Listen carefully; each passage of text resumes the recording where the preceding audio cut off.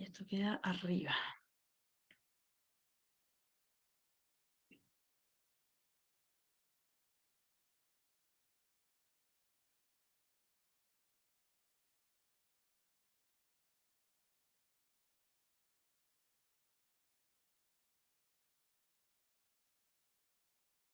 Ah, bueno, parte de los avatares propios de las tecnologías. ¿Qué vamos a hacer?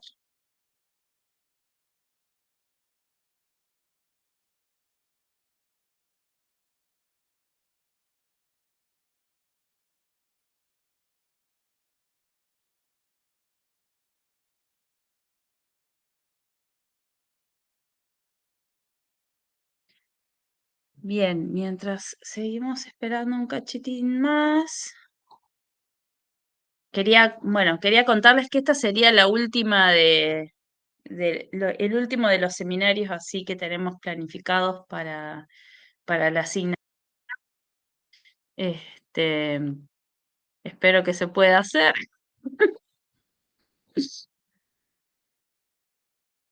Les comento que Virginia es doctora en ciencias naturales, es licenciada en antropología y doctora en ciencias naturales por la Facultad de Ciencias Naturales y Museo. Es de la rama de los antropólogos biólogos y pertenece al grupo que trabaja cuestiones de genética, por eso la invité hoy. Ella estuvo haciendo una estancia bastante larga en San Pablo, eh, y en donde estuvieron trabajando con un equipo de la Universidad de San Pablo sobre cuestiones vinculadas a salud, que era un poco el tema que traía para hoy.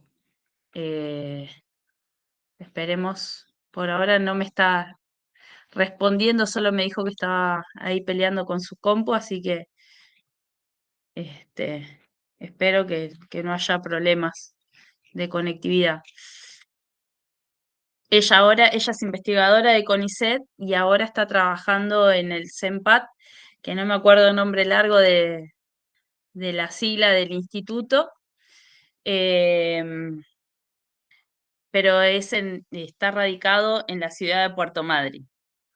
Ahí hay uno de los equipos, acá en La Plata, en Puerto Madryn y en Necochea son los tres lugares, nodos en donde hay gente elaborando cuestiones, creo que en Córdoba también, cuestiones de genética vinculadas a la antropología.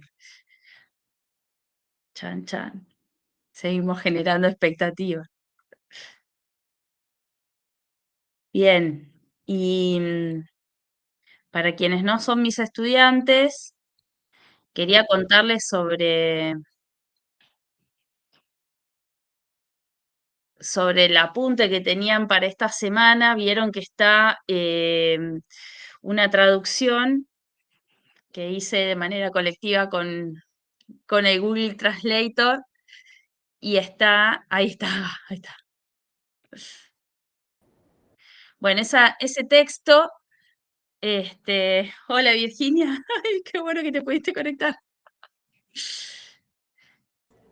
Ese texto, dejé el original en inglés porque me parece que los gráficos están súper buenos y como no me parece apropiado que lean en otro idioma, ya que hay bajas condiciones para aprender otro idioma, hice una pequeña traducción que espero que esté buena.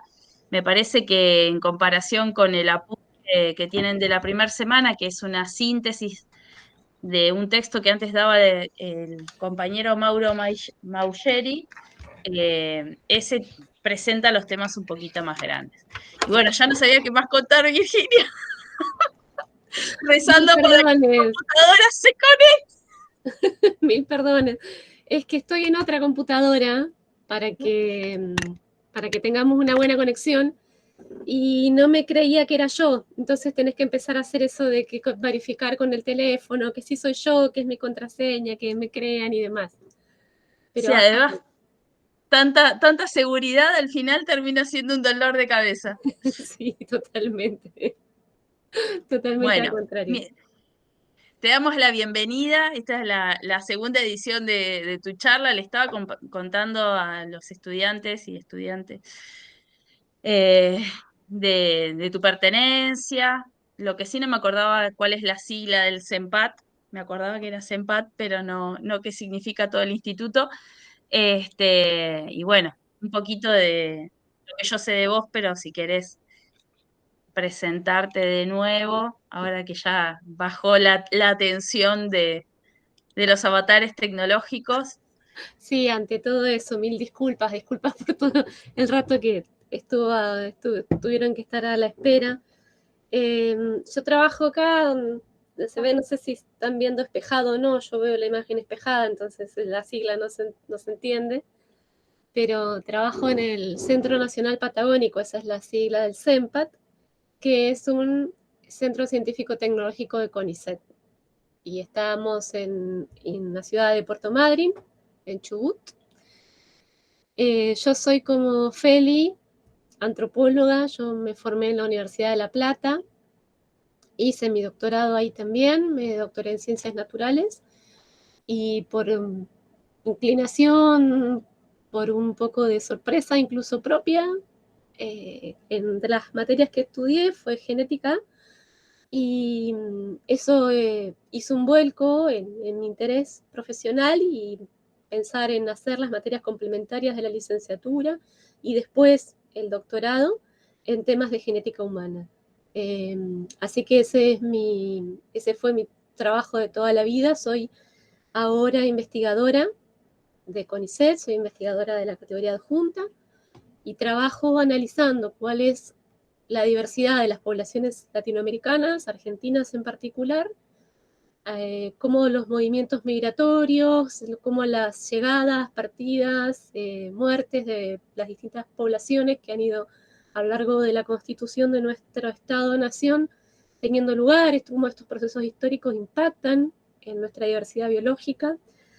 Rescato esa diversidad biológica porque es el resultado de esos devenires y por sobre todo es la base sobre la que se expresan luego un montón de factores que nos interesan, analizar algunos que son visibles y claros, que es lo que nosotros llamamos fenotipo, que es el, todo el conjunto de características que hacen propio y único a cada individuo, y un montón de cosas que a veces no vemos o vemos ocasionalmente, como por ejemplo las enfermedades. Las enfermedades también son fenotipos porque también son un conjunto de características en las que es posible establecer un diagnóstico, en las que es posible investigar una causa, y por sobre todo, que esa es la parte que a mí más me interesa, es posible, en algunos casos, establecer medidas preventivas, eficaces y claras que nos permitan transitar la mayor cantidad de años de nuestra vida, conociendo cuál es nuestro genotipo basal, conociendo cuál es la diversidad biológica, y sobre eso cómo los factores del ambiente van a operar para que este fenotipo, que es la dolencia, se exprese o no se exprese.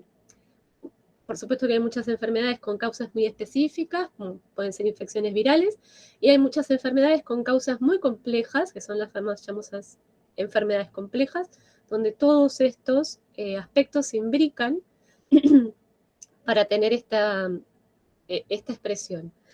Y como vivimos aún en un país donde el Estado está presente y donde el sistema de salud es público y de acceso universal, nos preocupa que sea un recurso que se cuide muy bien. Entonces, si sabemos de qué se enferma nuestra población, con más frecuencia, con qué estacionalidad, con qué periodicidad, vamos a poder tener medidas más eficaces y planificar mejor nuestros recursos. Para llegar a eso hay que retroceder unos cuantos capítulos atrás y de eso es un poco la clase que voy a presentarles hoy. Les voy a dar un pantallazo, espero no, acá no tengo ninguna garantía, aburrida voy a ser, pero espero que tratar estos conceptos sobre qué es el ADN, qué es el sistema de herencia, qué sucede dentro de nuestras células durante nuestra vida, que ha sucedido siempre a lo largo de la historia de las poblaciones y de las especies como fenómeno vivo de nuestro planeta. Y después quería citarles dos ejemplos de estos estudios en los que he tenido la suerte de trabajar con colegas y profesionales es para abordar las poblaciones y problemáticas específicas de las poblaciones, de qué se enferman y qué respuesta podemos dar desde la ciencia y desde la genética. Así que si me permiten compartirles la pantalla, acá viene otro punto en que todo puede fallar, pero espero que no. Confirmen si la están viendo, por favor. Sí, se ve. Muchas gracias. Ahí se Se cargó. ve, Joya. perfecto. Perfecto. Entonces, esto de alguna manera debería verse con... No, las páginas no. Anotaciones tampoco. Y me gustaría mostrarles, ajustar a la... Ahí, pero... tal vez aquí. Listo. Bien, no sé si está quedando muy pequeño, si mejor sería ampliarlo para que lo vean completamente o lo ven bien. Yo lo veo bien. Perfecto. Estas secuencias de filminas, después si quieren, se las puedo pasar, por supuesto, porque no es nada que me pertenezca, ni muchísimo menos. Aquí está una síntesis de la temática de la charla, bueno, mi nombre y mi correo electrónico por cualquier duda o consulta que tengan en el futuro, estamos para oírles. Estos dibujos que les estoy mostrando acá seguramente les serán muy conocidos. Tengo un eco que no sé si es que soy yo misma. Debe ser. Disculpen que salimos. O algún... Bueno, si no me oiré con eco. ¿Cierto? Bien, vuelvo aquí. Decíamos entonces, estas son imágenes muy esquemáticas, por supuesto que la manera en que estas moléculas se presentan en la realidad escapan a nuestro ojo desnudo, porque fue necesario desarrollar mecanismos ópticos y modelos químicos para poder entender de qué forma estaban hechas estas moléculas y sobre todo para qué servían. Pero son básicamente la molécula que van, el esquema que están viendo más a la izquierda, es una molécula de ADN, que es la sigla de ácido desoxirribonucleico. La molécula que va en el medio es una de ARN, que es la sigla de ácido ribonucleico. Y finalmente a la derecha están viendo proteínas. ¿Qué tienen en común estas tres estructuras? Es que son macromoléculas, es decir, que son conjuntos de moléculas grandes compuestas por péptidos o unidades más pequeñas, y esa combinación es posible a través de uniones de enlaces, o sea, hay una carga energética que los mantiene aglutinadas, las mantiene estables, pero esa estabilidad puede romperse. La rotura de esos enlaces de estabilidad son parte de los procesos biológicos normales y a veces son parte de procesos biológicos patogénicos. Las dos cosas son interesantes de analizar. Nunca nos olvidemos que aunque estemos viendo fenómenos vivos, en suma, la vida se resume a esto, a moléculas que tienen la capacidad de transmitir información, de replicarse, de copiarse y de pasar de una generación a la siguiente. Están afectadas por fenómenos que suceden a nivel celular, como fluctuaciones en las capacidades de carga, en los electrones libres, en lo que se llama radicales libres, porque las moléculas son pequeñas usinas de energía, donde hay mucha energía química que está siendo impactada, generada e impactada en las moléculas que están ahí dentro, y a la vez esas células son parte de otro conjunto de células, que son parte de un conjunto de tejidos, que son parte de un conjunto de organismos. Así que somos una complejidad desde nuestra unidad más pequeña. Lo que nosotros llamamos como términos genoma en general es un nombre colectivo que le damos a todos los conjuntos de moléculas de ADN de un organismo, ya sea un organismo cuya material genético o información genética esté contenida en el ADN, que es el caso de nosotros, humanos, y de la mayoría de los organismos que se llaman eucariotas. No sé si han escuchado esa palabra. Quiere decir verdadero, y carios quiere decir membrana, son los organismos que tienen una membrana verdadera que separan el interior de la célula del exterior de la célula. Y después hay organismos que no son así, que son los procariotas, que también pueden tener ADN o ARN como molécula que conserva la información.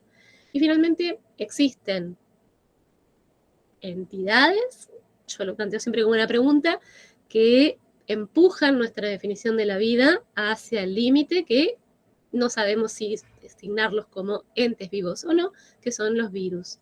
Los virus pueden tener tanto ADN como ARN como molécula que conserva la información. Y en las diapositivas posteriores vamos a ver para qué conservan esa información, qué hay en esa información. En suma, tanto los ácidos nucleicos, sean ADN o ARN, o las proteínas, o también llamados polipéptidos, lo que tienen en común es que son un conjunto de unidades repetidas. Acá, están viendo en la filmina, lo que señala como A es un conjunto repetido. Aquí están viendo una base, un azúcar, un fosfato, y está unido a otra azúcar, a su base, a su fosfato, unido a otro azúcar, y así repetidamente. Estas son las uniones de las que les mencionaba anteriormente, uniones electroquímicas, electromagnéticas, que hacen que la cadena sea estable y esta conformación se mantenga, y es muy importante que esta estabilidad tenga este doble juego, que pueda ser perdurable a lo largo del tiempo, pero a la vez que también pueda ser revertida. Habrá momentos en que es muy importante que podamos revertir la estabilidad del ADN o del ARN, ya vamos a ver por qué. En el caso de lo que están viendo acá abajo es la diferencia de por qué mencionamos con una sigla o con otra, una molécula u otra. En el punto B estamos viendo el azúcar del tipo ribosa, y a la izquierda y a la derecha estamos viendo el azúcar de tipo desoxirribosa. Los azúcares son conjuntos heterocíclicos, es decir, un anillo de carbonos. Los átomos de carbono pueden establecer 4 enlaces cada uno entre sí o con otros elementos. Y el que sea heterocíclicos es que no son hechos únicamente de carbonos. Hay carbonos, hay grupos hidroxilos, que son estas combinaciones de hidrógeno y oxígeno. Hay hidrógenos aislados, hay otros carbonos. La ribosa tiene, cada uno de sus carbonos se enumeran desde el 1 hasta el 5, están viendo en azul los números, 1', 2', 3', 4' y 5'. En ambos la numeración es idéntica, y lo que hace que la ribosa sea diferente es que tiene un grupo hidroxilo en el carbono 2', y la desoxirribosa, por eso está no tiene un oxígeno, está desoxigenada, tiene solo un hidrógeno en ese mismo carbono. Esa es la diferencia básica que hace que a una molécula la llamemos ADN, ácido desoxirribonucleico, porque tiene este tipo de azúcar, el azúcar que vemos a la derecha, o ARN, porque ácido ribonucleico es el azúcar que vemos a la izquierda, tiene una ribosa y no una desoxirribosa. Esto en cuanto a los azúcares, y habíamos visto que cada azúcar está unido a una base. Las bases, o son llamadas bases nitrogenadas, también son anillos heterocíclicos de carbono, con la diferencia que tienen un grupo nitrógeno unidos a esos anillos. También los carbonos se enumeran desde el 1 hasta el 9, y desde el 1 hasta el 6, según el tipo de base del que estemos hablando. Vamos a tener una configuración como de 2 anillos unidos, y a este tipo de bases las llamamos purinas, o vamos a tener un anillo simple, y a este tipo de bases se les llaman pirimidinas. Estas son las famosas letras que después vamos a leer cuando leemos el código genético. Se suele hablar de una sucesión de letras o una sucesión de bases. Son estas bases nitrogenadas, porque tienen nitrógeno en su composición, a las que se les designa adenina en un caso, cuando tienen el grupo de nitrógeno aquí unido al carbono 6, guanina cuando lo tienen en el carbono 2, o las distintas configuraciones del anillo simple de las pirimidinas se llaman unas citosinas, timinas o uracilos. Estas 5 bases, o estas 5 letras para simplificar de ahora en adelante en la exposición, van a conformar el famoso código genético. Son las 5 letras con las que se escribe el código de la vida. Estas frases son muy grandilocuentes y seguro que las leyeron en más de un manual, en más de un artículo, pero ciertamente esa es la función que cumplen. La combinación de estas bases y la sucesión u orden que tengan a lo largo de la molécula de ADN o de ARN son las instrucciones para conformar otros polipéptidos que son las proteínas. Y las proteínas son los componentes estructurales del resto de los seres vivos. Aquí está la información para ser vivos, hacer seres vivos, luego las proteínas le darán forma a esos seres vivos. Estas secuencias de bases nitrogenadas no están solas en el espacio, sino que pensemos siempre que tienen una conformación tridimensional y no es difícil de hacer el salto entre algo que les estoy mostrando completamente plano en un dibujo y lo van a ver generalmente así en los apuntes, en los libros de genética. Son gráficos muy simples, muy elementales, pero el salto que tenemos que hacer, y es un salto imaginativo fuerte, pero tenemos que pensar que dentro de una célula todo es tridimensional. Entonces, la ocupación de ese espacio no solo es químico, sino sobre todo es físico. Estas moléculas están en contacto una con la otra, están transmitiendo esa información unas a las otras, ya sea repeliéndose, atrayéndose, compitiendo por ocupar un espacio, generando una reacción en la molécula que tienen al lado. Para el caso de la molécula de ARN o de ADN, la conformación es helicoidal, es lo que estamos viendo acá.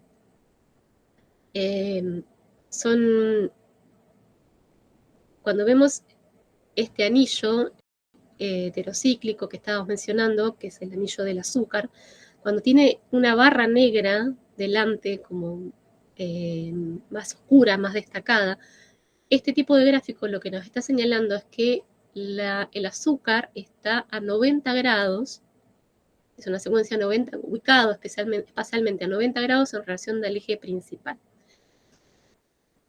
El azúcar está unido a una base, que puede ser alguna de estas 5 letras que mencionamos antes, ya sean adenina o timina, uracilo, guanina o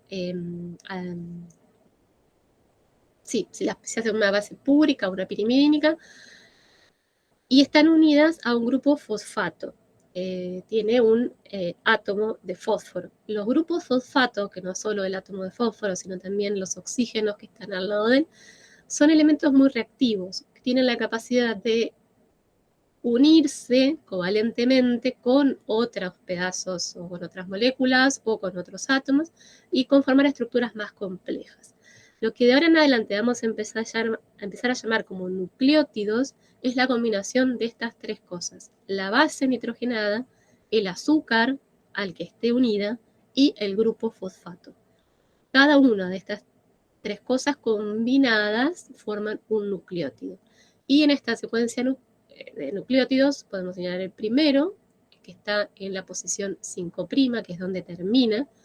El segundo se lee a continuación, el tercero a continuación, y siempre se leen en este orden, desde el carbono 3' hasta el carbono 5'. Esta pauta de lectura se va a respetar para el resto de los procesos que vamos a ver aquí, tanto para el ARN como para el ADN, y es importante que esta secuencia o pauta de lectura sea siempre la misma, que es el carbono a partir del cual pueden empezar las reacciones químicas a tener lugar. La cadena de ARN es compleja porque es doble. En este caso estamos viendo nuevamente el orden de la pauta de lectura, desde el carbono 5', que es en el punto extremo, hasta el carbono 3'. Esta es una de los sentidos de la cadena, de una monocadena de ADN, y su cadena complementaria, por supuesto, se lee en el sentido inverso: 5', el último carbono, 3', el último carbono en el sentido contrario. Esto nos vuelve a ubicar los nucleótidos en el espacio. Recordemos que eran siempre cadenas simples con un azúcar a 90 grados y a ese azúcar venía unido una base. todo eso junto, el fósforo, el azúcar y la base, forma un nucleótido. Cada nucleótido tiene un nucleótido complementario, porque de lo contrario, a excepciones que luego vamos a ver, que pueden ser mutaciones, que pueden ser daño estructural del ADN. Lo cierto es que la cadena, la doble cadena, es muy estable gracias a esto, a que sus bases son complementarias en tamaño y en enlaces covalentes. Entre la base T o timina y la base A o adenina se forma un enlace doble. Pero en la base G o guanina y la base C o citosina se forma un triple enlace. Aquí están destacados estos 3 líneas punteadas en rosa y doble línea punteada en la anterior. ¿Cuáles son las ventajas de que el ADN tenga esta conformación estructural para esta instancia en que estamos estudiándolo? Bueno, es que nos transforma, en el caso sobre todo de Argentina, en la regla mnemotécnica más fácil de recordar. Siempre que tengamos una T, vamos a tener una A en la cadena complementaria. Y siempre que tengamos una G, vamos a tener una C en la cadena complementaria. Esto nos trae, ¿por qué menciono que estamos en Argentina? Porque nos recuerda a 2 hitos del tango, como fueron los músicos Aníbal Troilo y Carlos Gardel. Entonces, siempre una A de Aníbal o adenina se une a una T o timina o Troilo. Y una C, citosina o Carlos, se une a una G o guanina o Gardel. Así que basta con que ustedes conozcan esta secuencia CGT para que puedan escribir inmediatamente cuál es la secuencia de nucleótidos que está en la cadena de al lado.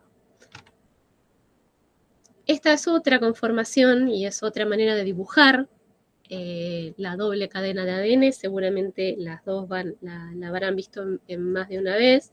Es una forma un poco más amigable de verla porque no estamos aquí enterándonos de los componentes de cada nucleótido, sino que estamos haciendo un salto en la síntesis y solo estamos viendo los nucleótidos complementarios y cómo la doble cadena tiene esta conformación helicoidal.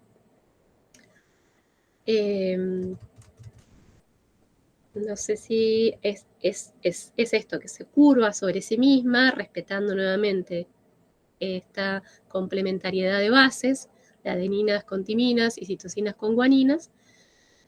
¿Y por qué estamos viendo que esta curvatura hay un punto que está marcado como línea parental o cadena parental y las nuevas cadenas de ADN? Porque el ADN lo que necesita hacer en cada momento en que cada célula se va a duplicar es copiarse a sí mismo. Hay un momento en la fase del ciclo celular que la célula necesita replicarse. Necesita de una célula madre generar 2 células hijas.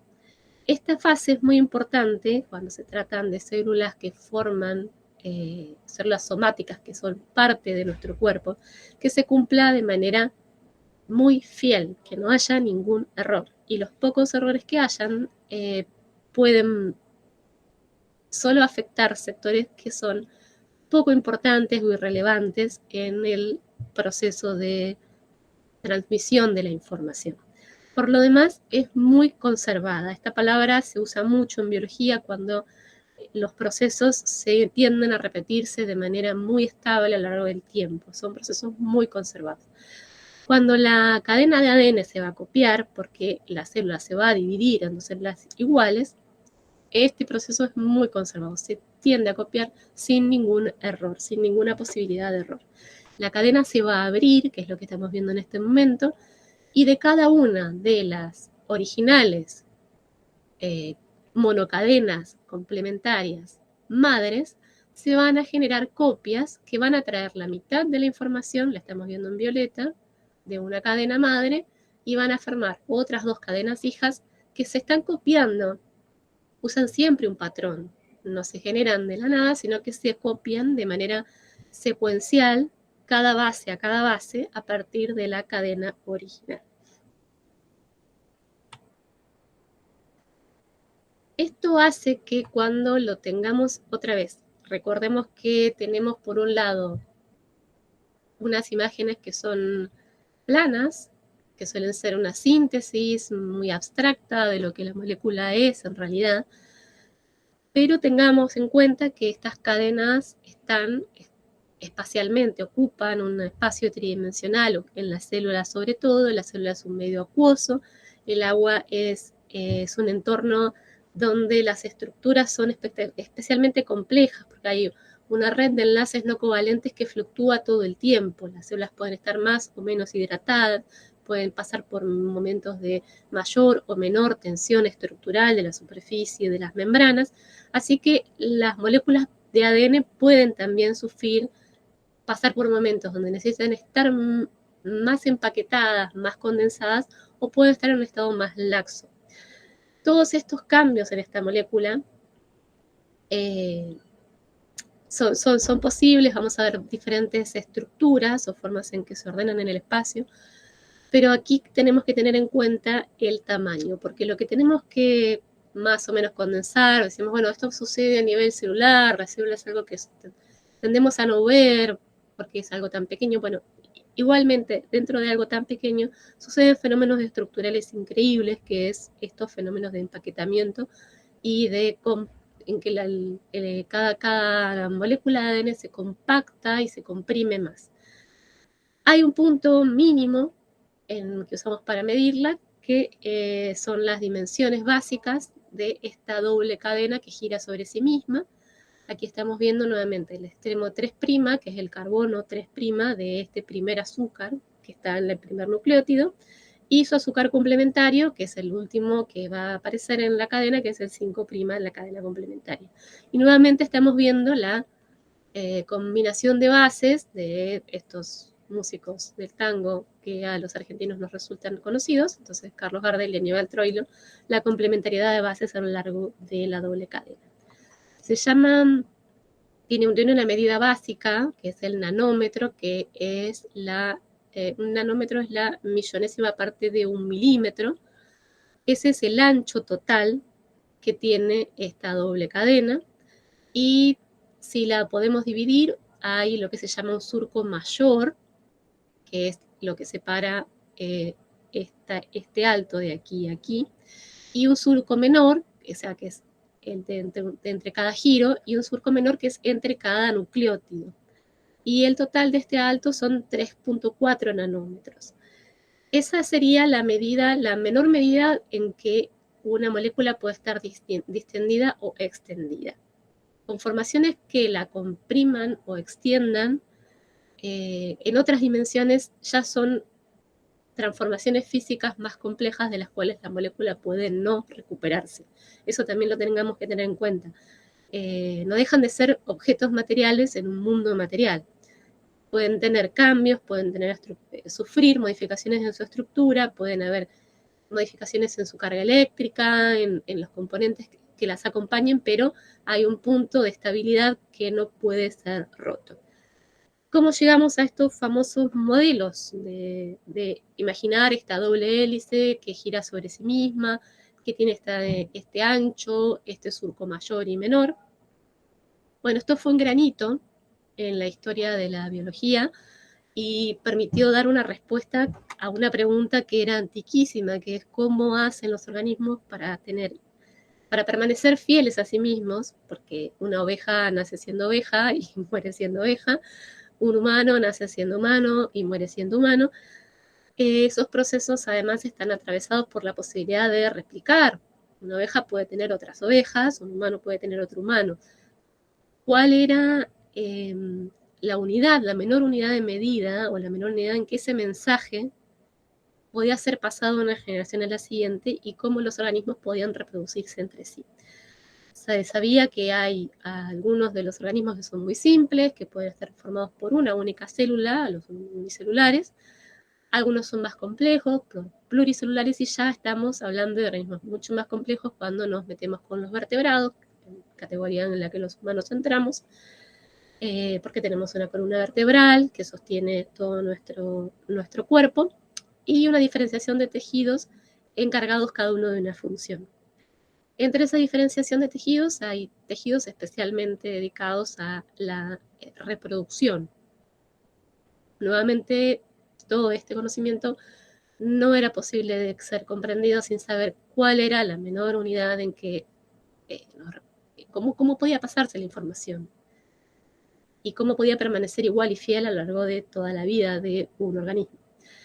Esto fue un hito, decimos, y en el año 1962 les valió el premio Nobel a los investigadores que estamos viendo en la foto de la izquierda, que son James Watson y su colega Crick, que junto con Wilkins ganaron el premio Nobel ese año porque ellos eran químicos y médicos y llegaron a proponer una conformación teórica de que el ADN tenía una estructura de doble cadena helicoidal. Era una de las posibles conformaciones que podía tener la cadena. Tuvieron el dato empírico que sustentó esta teoría y luego los sucesivos análisis hicieron cada vez más robusta esta idea, gracias al trabajo de una mujer, que es la persona que estamos viendo en la foto de la derecha, que es Rosalind Franklin. Rosalind Franklin era técnica del laboratorio del Dr. Wilkins, todo esto está sucediendo en Gran Bretaña, y Rosalind trabajaba con una técnica que se llama difracción de rayos X, que es irradiar con rayos X, que ustedes saben que dentro del espectro de todo lo que nos rodea estamos continuamente atravesados por rayos, algunos son visibles a nuestro ojo y otros no, y estos rayos son ondulaciones, ondas de energía en las que vibran los electrones y son capaces de producir alteraciones en el medio. Mientras más frecuente sea esa vibración, mayores son las alteraciones que son capaces de realizar. Cada vez que se han tomado una radiografía para hacer un diagnóstico médico, habrán visto que se toman una serie de precauciones porque los rayos X son invisibles, pero tienen una característica que son altamente potentes y afectan la estructura del ADN, la alteran y pueden generar procesos muy graves como y patológicos como las neoplasias. Bueno, Rosalind Franklin murió de un cáncer de mama mucho antes de que se terminase de conformar la teoría a la que ella ayudó a construir gracias a sus fotografías. Ella tomaba estas imágenes de difracción de rayos X y en esas imágenes aparecía una sombra de una posible estructura en cadena.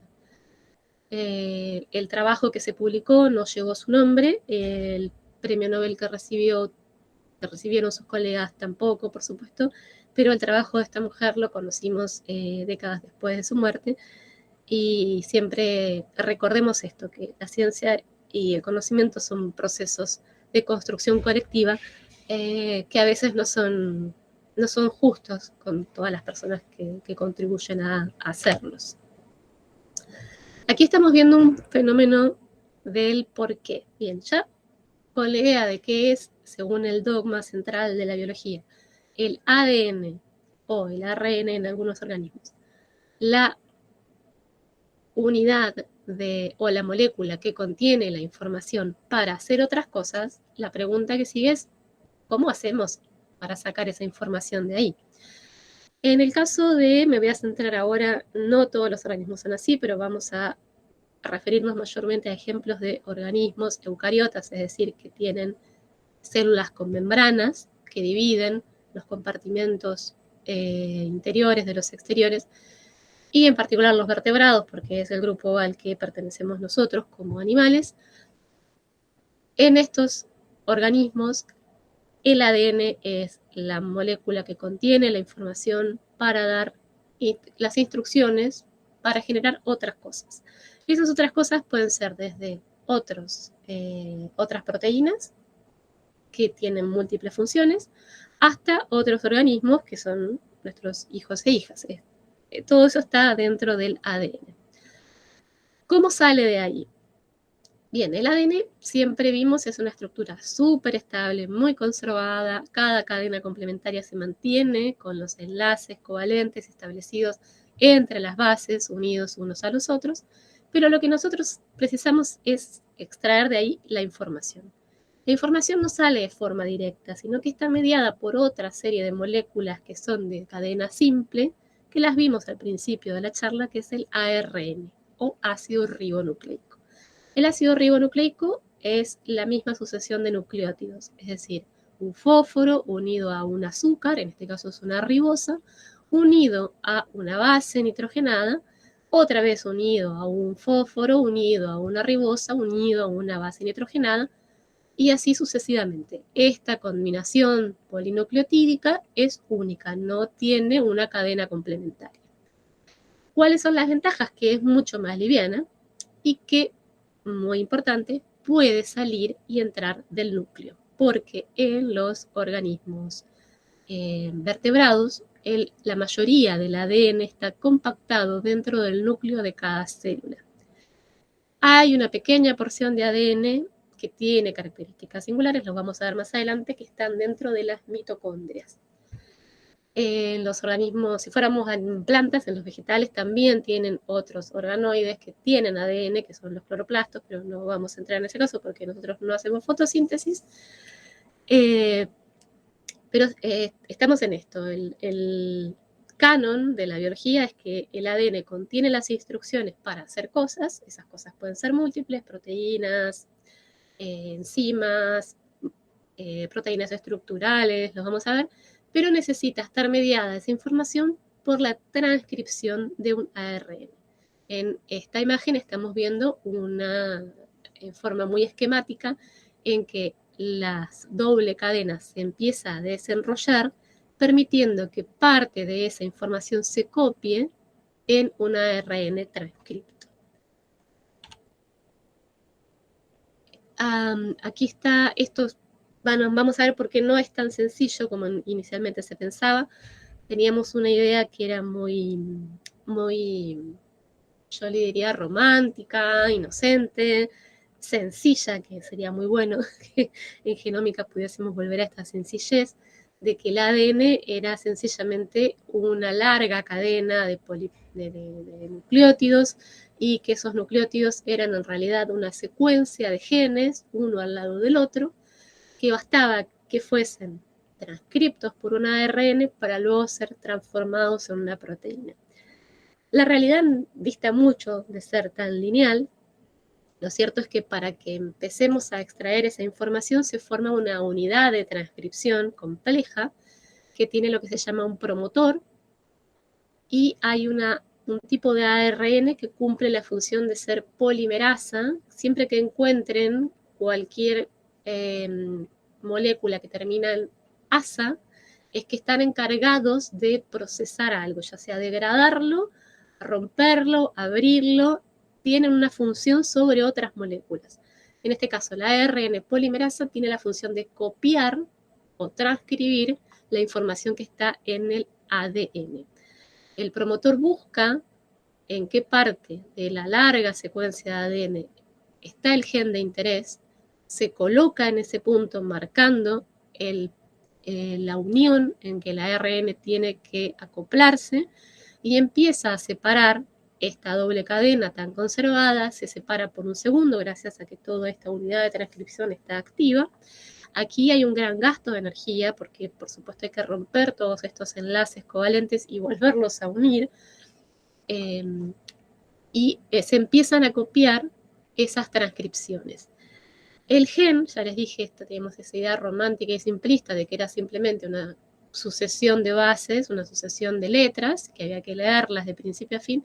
Cierto es que no es tan sencillo. Hay porciones de los genes que se leen y se llaman exón, o sea, son partes de esa secuencia de letras que van a tener un correlato en el ARN que se transcriba, y hay porciones que no van a leerse, se llaman intrónicas.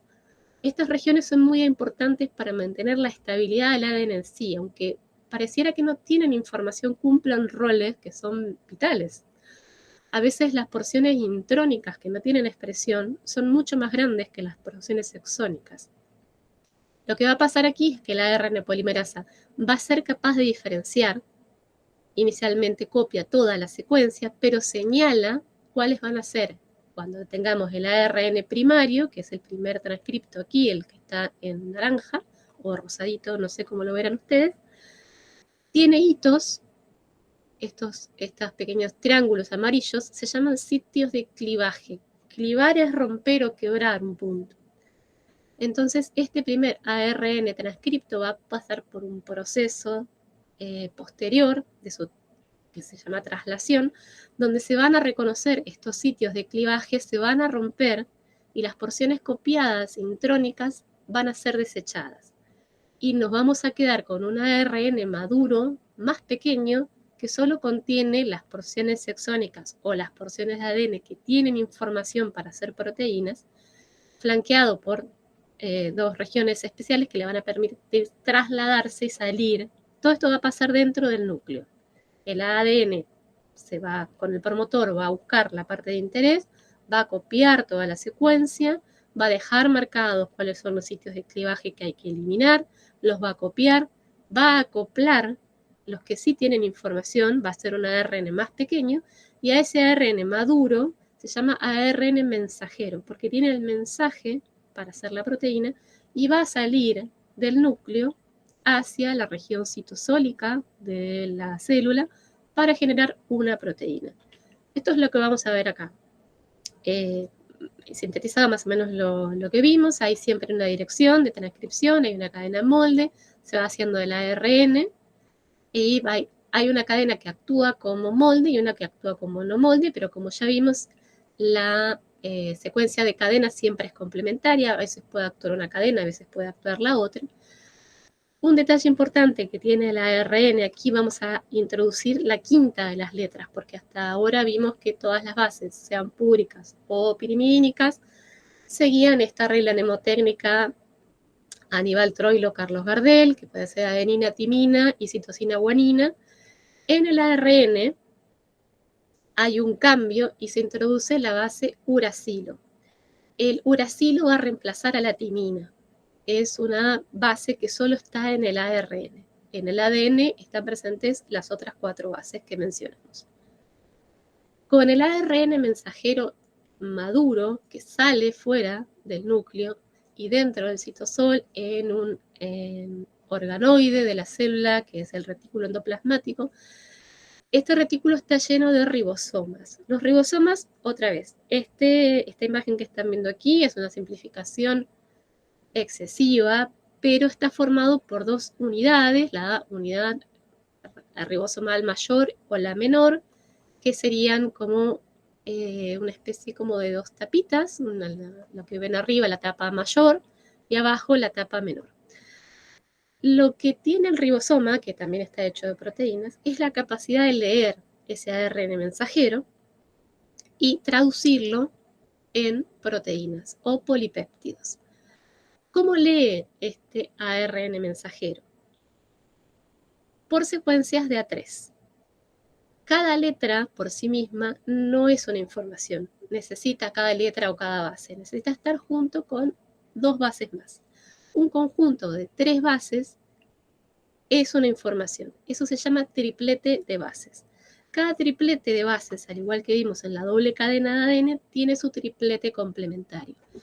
Entonces, por ejemplo, aquí estamos viendo un triplete en verde en la figura A, conformado por las bases adenina, uracilo y guanina, que se va a unir con el triplete complementario con uracilo, adenina y citosina.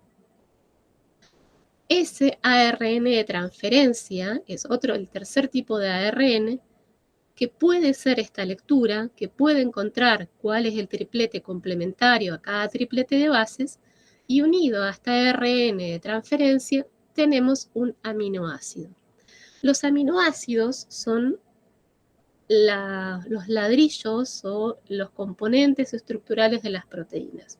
Las proteínas no son sino polipéptidos, es decir, largas cadenas de aminoácidos unidos uno secuencialmente al otro, que luego adquieren una estructura tridimensional que las vuelve funcionales. Todo esto que parece una locución a la nada, en realidad tóquense ustedes mismos, mismas, las manos, las uñas, el cabello, todo eso está hecho de proteína, y si todo eso pudiésemos hacer un zoom muy fino, veríamos cómo es la estructura de cada uno de esos polipéptidos que conforman todo lo que estamos hechos, que me conforman a mí, que permiten que yo pueda emitir palabras y contarles a ustedes en este mismo momento todo eso son un montón de polipéptidos poniéndose de acuerdo para que estos fenómenos biológicos sucedan. Y todo eso empieza aquí, en una cadena de ARN mensajero que extrajo información, la procesó de los genes que están contenidos dentro del ADN, y junto con estas unidades menores y mayores del ribosoma, va leyendo de a 3 partes, de a cada triplete, y nos vamos poniendo en consonancia cuáles son los aminoácidos que están ahí codificados, que están ahí escritos. En este caso, el primer triplete de bases codifica una metionina.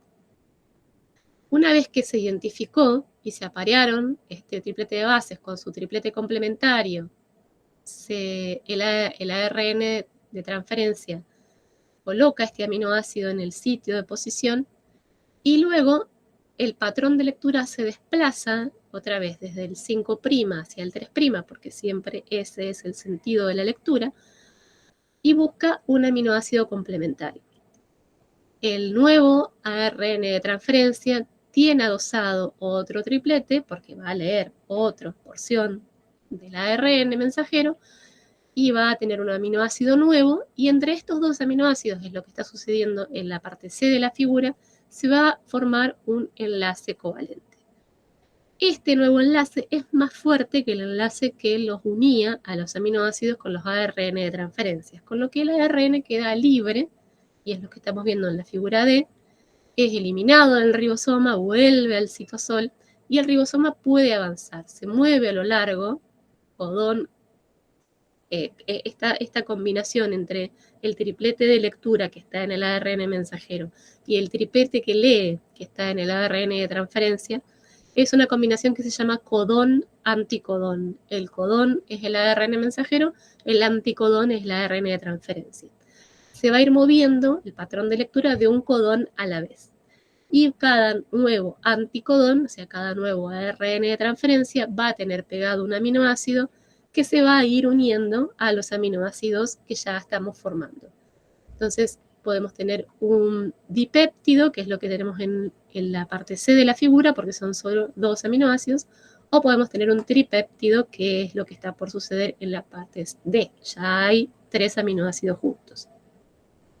Esto va a seguir cuán largo sea el ARN. Hay proteínas que son muy largas y proteínas que son muy pequeñas.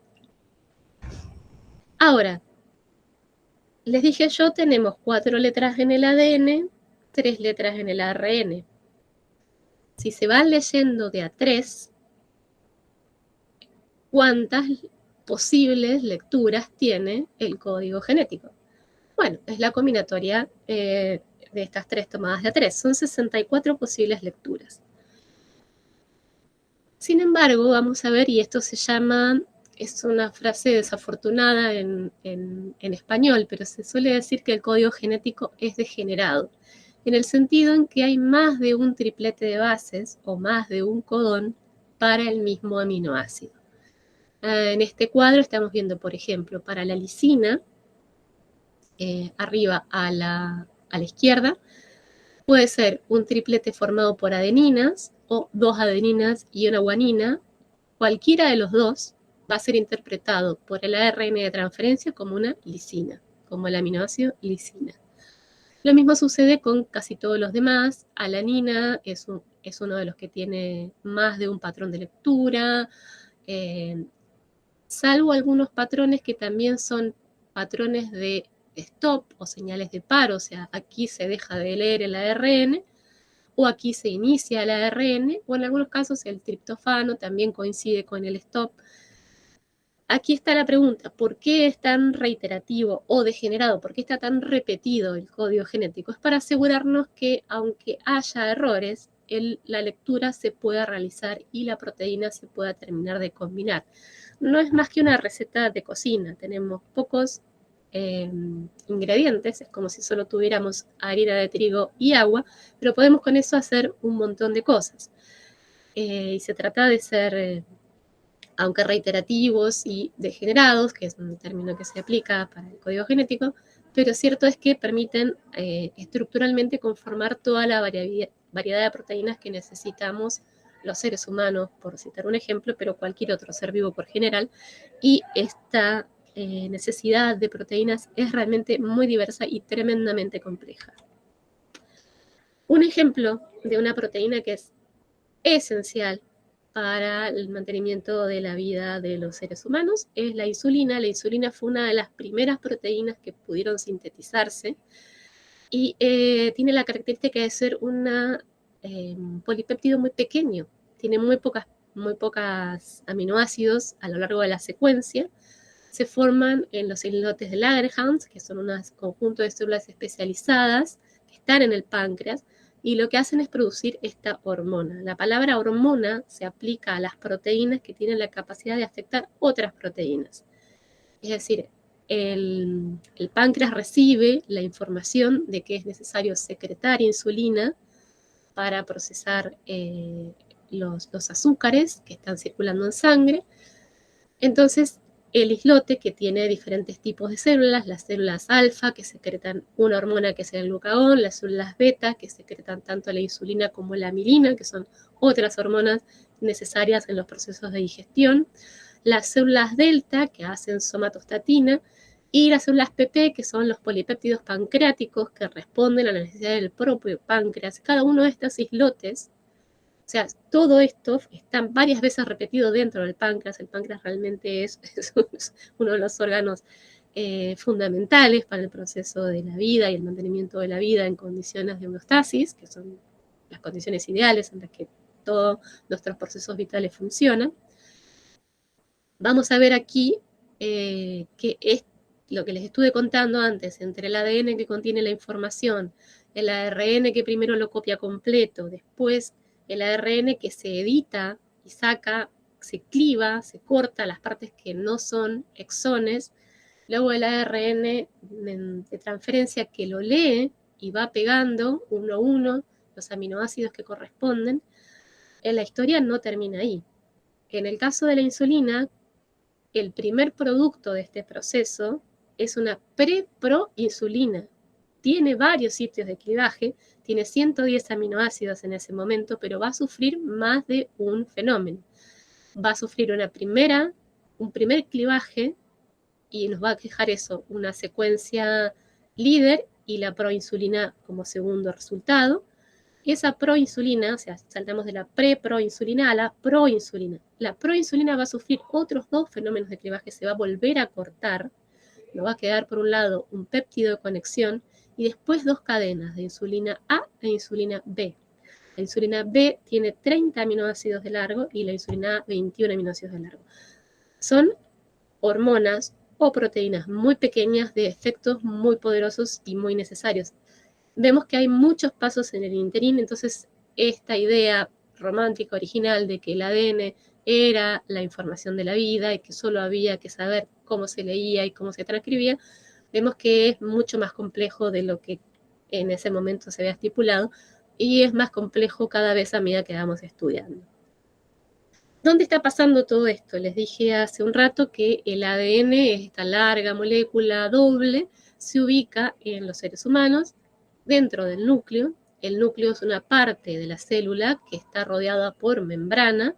Esa membrana la aísla de otro entorno que también está rodeado por una membrana. Estas membranas se llaman bicapas lipídicas, están formadas por sustancias que son tienen la característica de hidrofóbicas e hidrofílicas a la vez, es decir, permiten separar dos medios acuosos, que si no sería imposible si no existiesen estas membranas. En el interior del núcleo está el ADN, es una larga molécula, en general está en un estado imposible de ser visto ni en microscopio ni en fotografías, porque se encuentra desenrollado como un hilo, y lo que solemos conocerlo y ver tal vez como gráficos un poco más comunes es esta disposición de cromosomas. La palabra cromosoma se traduce literalmente como cuerpos coloreados, porque fue lo primero que empezaron a ver las primeras personas que estudiaron qué había dentro de las células. Las cultivaban, es decir, extraían ya sea de sangre o de otros tejidos, generalmente glóbulos blancos, que son células que tienen un periodo de vida bastante largo, que en condiciones óptimas, es decir, en un medio de cultivo que tuviesen nutrientes y calor, que emulasen las situaciones de vida dentro del cuerpo, unos 36, 37 grados, dentro de una cápsula de Petri o dentro de un frasco, los glóbulos blancos pueden tener una sobrevida de bastantes días, y quienes observaban esos glóbulos blancos encontraban que había un momento en que había un glóbulo blanco, pero al día siguiente habían 2, y al día siguiente había 4, y al día siguiente, y así, exponencialmente se empezaban a dividir.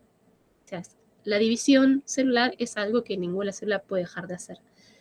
Tienen la orden de, cumplido cierto ciclo, generar 2 células, 2 copias exactamente iguales. En esa fase de copia es que el ADN se empieza a condensar, porque copiarse tienen que hacerlo de manera muy fidedigna, no puede haber ningún error en esa copia. Cuando se aplicaban técnicas de tinción a la molécula en ese momento de la copia, es cuando empezó a tornarse visible el ADN y se le dio esa ubicación. Se encontró entonces que estos cromosomas o cuerpos coloreados aparecían siempre dentro del núcleo de las células y aparecían solo en este momento, en que la célula está por dividirse. El genoma humano, esto no es igual para todos los organismos, hay especies que tienen otras fórmulas cromosómicas. En el caso de los humanos, la fórmula cromosómica son 22 cromosomas o 22 pares de cromosomas somáticos y un par sexual. ¿Por qué se llaman pares? Porque cada cromosoma tiene su par homólogo o su par igual. Están divididos y numerados por tamaño, desde el 1 hasta el 22, y los únicos que tienen designaciones diferentes son los pares sexuales, que es lo que son, no son homólogos entre sí, son claramente diferentes. Son los pares, en el caso de las personas que nacen con un par cromosómico igual, son 2X, y las personas que nacen con un par cromosómico heterogéneo son X e Y.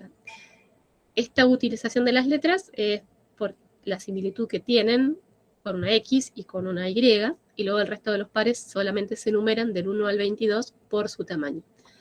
Van a encontrar en esta gráfica y en otras que vean en los libros o en los apuntes que los cromosomas son como largas barras que tienen una constricción interna o como un punto de menor compresión que los separa. Entonces eso hace que tengan un brazo largo y un brazo corto. En el par 1 y 2, que son básicamente iguales, un brazo corto o brazo largo, en realidad no hay mayor diferencia de tamaño entre uno y otro, pero en el resto de los pares de cromosomas sí. A los brazos cortos se los suele denominar brazo P, por la palabra francés petit, porque el primer microbiólogo que los estudió era francés, entonces llamó a este brazo como petit, y el brazo largo se llama brazo Q, porque Q es la letra que sigue a la P en el alfabeto, y eso es todo. La mayoría de las designaciones, clasificaciones, nomenclaturas en biología tienen explicaciones muy simples, y esta es una. Esta es esta es la ubicación del ADN nuclear. Aquí están la inmensa mayoría de los genes en los seres humanos, está codificado en el ADN nuclear, pero hay una pequeña porción de 36 genes que están codificados en el ADN mitocondrial. ¿Qué es este ADN mitocondrial? Bueno, primera gran diferencia, no es una única molécula larga como un hilo, sino que es una molécula circular, bastante más pequeña, mide 16.569 pares de bases. Están dentro de las mitocondrias también son parte de las células. Hay muchas copias de mitocondrias por cada célula, según el tipo de célula y el rol que cumple, puede haber muchas mitocondrias, porque el trabajo de las mitocondrias es generar energía. La energía celular es una energía química y está condensada en un tipo de molécula que es la adenosina trifosfato. Vieron que cuando hablamos de la composición del ADN dijimos que eran una larga secuencia de nucleótidos. Los nucleótidos estaban hechos por un fosfato, un azúcar y una base nitrogenada. Ese fosfato es el mismo que estoy mencionando aquí, en la adenosina trifosfato. El fósforo es esta molécula que tiene, este átomo que tiene la capacidad de combinarse con oxígeno y formar estas combinaciones muy reactivas, son muy energéticas y pueden promover que se rompan o se creen enlaces covalentes, entonces que se rompan o se creen estructuras dentro del núcleo. Para que el ADN nuclear, volvamos al ADN de los cromosomas, forme los cromosomas, se tiene que empezar a enrollar. Y ese enrollar no lo hace la doble cadena por sí misma, sino que está auxiliada por otras proteínas, que son las proteínas histonas. Las histonas tienen esta forma, aquí las estamos viendo como si fueran botones. Son 4 pares de histonas que se unen entre sí, 8 histonas en total, y generan un núcleo central alrededor del cual, como si fuera un cable o como si fuera un hilo, el ADN va a dar 2 vueltas. 2 vueltas alrededor de cada conjunto de histonas, va a quedar una porción de ADN desnudo, hasta que vuelvan a encontrar la marca en el siguiente conjunto de histonas, va a dar otros 2 giros otra vez, y así. Una vez que tengamos todo ese ADN enrollado en su conjunto de histonas, las histonas van a girar entre sí y van a ir conformando estructuras cada vez más complejas. Van a ir condensándose cada vez más hasta que sea posible visualizar y teñir un cromosoma. Cuando se tiñen los cromosomas no estamos viendo solamente el ADN, estamos viendo el ADN más todas sus histonas asociadas.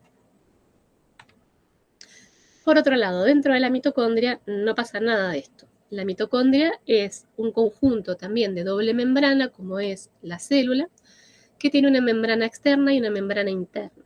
Y la membrana interna está plegada sobre sí misma varias veces. Toda esta conformación permite que haya más superficie para que haya más procesos reactivos de generación de este combustible nuclear, combustible químico, que es el ATP, que se forma en las mitocondrias y luego es trasladado al resto de las células según los requisitos energéticos de cada momento. Dentro de cada mitocondria, como les comenté, hay más de una copia del ADN mitocondrial, entonces estos anillos de ADN están ahí adentro, son más pequeños, la mitocondria es un espacio menos estable que el núcleo, aquí se está formando todo el tiempo este combustible químico, entonces todo el tiempo hay especies reactivas de oxígeno que pueden atacar el ADN mitocondrial.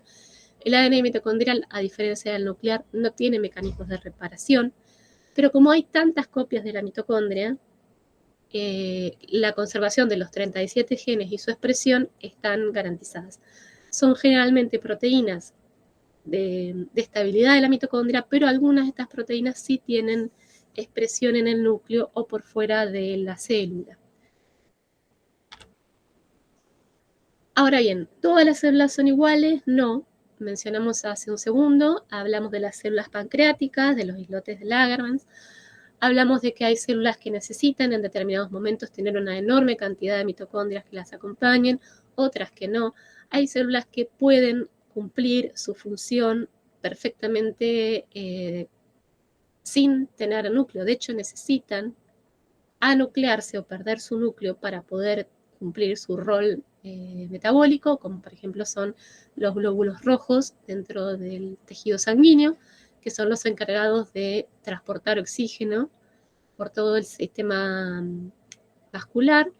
No sería posible si la célula tuviese su núcleo, entonces parte de la maduración de los glóbulos rojos es dentro de la médula ósea perder el núcleo y luego sí salir como un glóbulo maduro a completar su función hasta que al cabo de unos días estas células son reemplazadas por otras y son destruidas. Hay células que tienen periodos más estables de vida, que entre 7 o 10 años, y hay otras que duran muy pocos días, como los glóbulos rojos o las células de la piel, que son de recambio permanente. Esta esperanza de vida de la célula está directamente asociada con el rol que tiene que cumplir. A veces son años, a veces son días o muy pocos días. Esta inmensa diferenciación de forma, función, tiempo de vida, sale todo de una única célula. Cada uno de nosotros ahora, con lo diverso y diferentes que somos, en nuestra forma, en nuestros órganos, en nuestros tejidos, en las funciones que cumplen. Todo estaba contenido en un momento, en una única célula, cuando se forma la fecundación del óvulo y el espermatozoide, dando lugar al cigoto. El cigoto es el principio de cualquier individuo. En nuestro pasado todos fuimos, por un brevísimo momento, una única célula. Todos tuvimos un único núcleo con un conjunto de ADN que contenía toda la información y un conjunto de mitocondrias que contenía toda la información, y eso va a dar lugar después a toda la diversidad celular y tisular que va a ser necesaria para que un organismo se desarrolle. En eso se habla de que las células tienen categorías. Hay células que son totipotentes porque pueden transformarse en todas las demás células y en todos los demás tejidos. Hay células que son pluripotentes porque pueden hacerlo, pero solo a partir de ciertas señales o siguiendo determinadas condiciones. Por eso es importante cuando se hacen análisis embriológicos establecer los bancos de reserva de células madres del cordón umbilical, porque ahí aún hay un reservorio muy grande de células totipotentes y son interesantes para estudiar procesos regenerativos posteriores. El gran avance que hemos tenido en las últimas décadas, no solo por el conocimiento de qué está hecho nuestro genoma y de qué cosas puede hacer nuestro genoma, es también por estas asociaciones, por entender que es importante reunir esta información de manera controlada, precisa, en biobancos, involucrando a la población a que comprenda de qué manera podemos dar mejores respuestas a nuestras necesidades de salud, comprendiendo quiénes somos y cómo estamos hechos y de qué forma avanzar en estos sentidos. Un enorme progreso fue el proyecto Genoma Humano, que comenzó en el año 2000. Empezó a dar sus primeros resultados realmente coherentes en el año 2000 a 2010, que fue intentar entender desde el primer nucleótido hasta el último, cuál era esta secuencia de letras, esta secuencia de bases de todo el ADN de los seres humanos. Esto fue un hito, me parece que no volveremos a alcanzar semejante grado de conocimiento, y fue posible gracias a que en décadas anteriores se habían desarrollado técnicas de microbiología que permitían replicar el ADN de manera artificial en condiciones de laboratorio, que permitía después romperlo y estudiarlo por pedacitos, y sobre todo gracias al desarrollo informático que nos permitió una capacidad de cómputo que no habíamos tenido nunca antes. Entonces, toda esta información que estaba siendo extraída y secuenciada de pedacitos pudo ensamblarse en una gigantesca biblioteca, en una librería enorme, que nos puede hablar de todos los individuos que viven sobre el planeta, porque esa es la idea, de que entendamos cuál es la diversidad de toda nuestra especie, qué nos hace únicos a cada uno de nosotros y qué hace únicas a cada una de las poblaciones de las que formamos parte. Aquí hay otra gran disrupción en nuestra idea de que la genómica era algo sencillo, era que imaginábamos que bastaba con entender qué pasaba en el patrón de lectura del ADN. Si lo empezamos a leer acá y lo terminamos de leer acá, sabemos dónde hay un gen le sigue al otro. Bueno, se empezó a entender que no era solo cuestión de tener el ADN dentro del núcleo o el ADN dentro de la mitocondria para saber qué iba a pasar a posteriori, porque cada individuo a lo largo de su historia está expuesto a condiciones que están por encima de ese gen, de esos genomas. Estas son las condiciones o mecanismos epigenéticos que están por afuera del ADN y que lo afectan sus procesos. Pueden ser efectos del desarrollo que se ha dado durante el periodo dentro del útero, durante la infancia, pueden ser químicos en el ambiente, pueden ser drogas, pueden ser el efecto propio del envejecimiento, efectos de la dieta, efectos del ambiente que nos rodea, que puede ser cambiante continuamente. Esto afecta de manera irreversible en ocasiones a la expresión de nuestros genes y pueden desarrollar enfermedades de muy diversa etiología y de muy diverso tratamiento. La diabetes, por ejemplo, la diabetes tipo 2, es una condición metabólica producto de mecanismos epigenéticos, que es cómo interactúan nuestros componentes genéticos y el ambiente en el que hemos crecido, las cosas que hemos comido a lo largo de nuestra vida. Suelen ser enfermedades que aparecen tardíamente y que tienen un alto costo de salud para el individuo que aparece y para el sistema de salud que lo sostiene. También muchas enfermedades mentales o desórdenes autoinmunes están asociados a esta interacción compleja entre el ambiente y nuestro genoma.